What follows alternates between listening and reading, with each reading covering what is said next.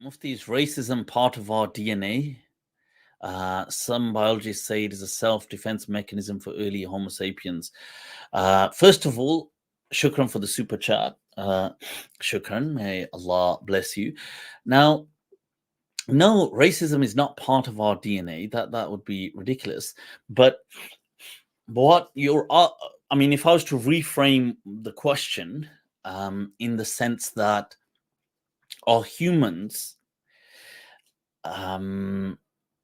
tribal by our kind of by simply I it's a tricky one. That would, how would it bring it down to genes? But let's say by our evolutionary makeup, are we tribal? And that we are. And it's not just not just humans. Many species are tribal in that sense. So looking just at primates, they live in tribes. They don't just live on their own. And humans are social by nature, so we need other humans. Now, okay, social is a different element, but coming back to the tribal thing, so we see a sense of safety in ourselves, and we become frightened by something that is different. So this self-defense mechanism of seeing something that is different and becoming cautious of it, that may be something as part of the evolutionary development that humans have. But in a world where exposure has long generations, civilizations ago taken place, then that doesn't really make sense in that way.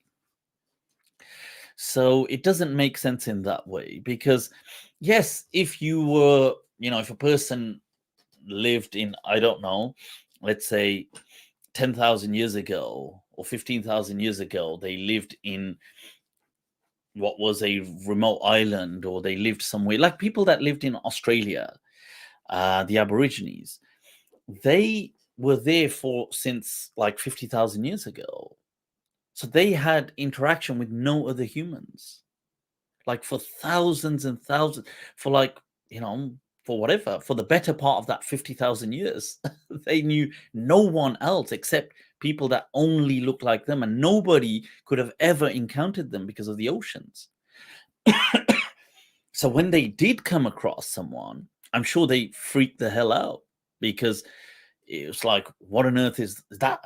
How can a person look different? Because I'm sure they only knew people with their kind of features and pigmentation. And so, but I think most humans, for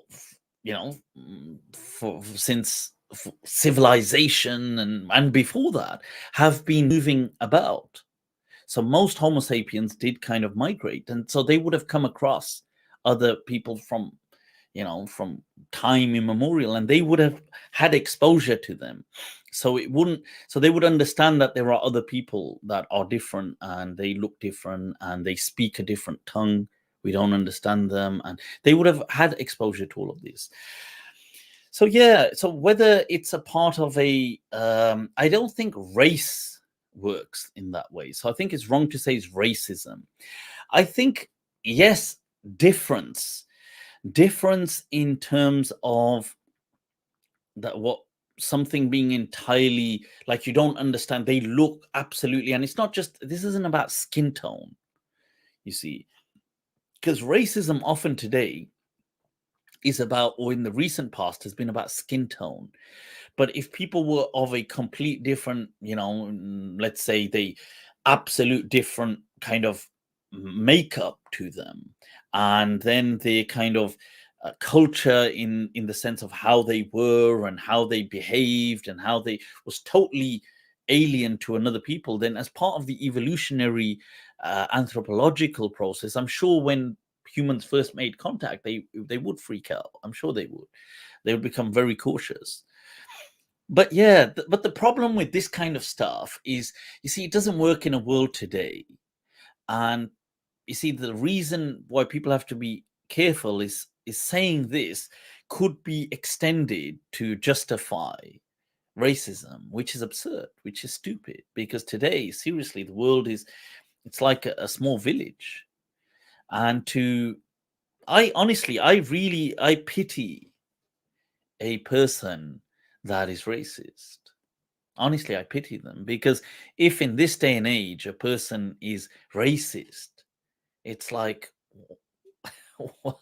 what? Wow, like this person, they've missed like an entire. There's like at least 100 years have gone by and they haven't noticed.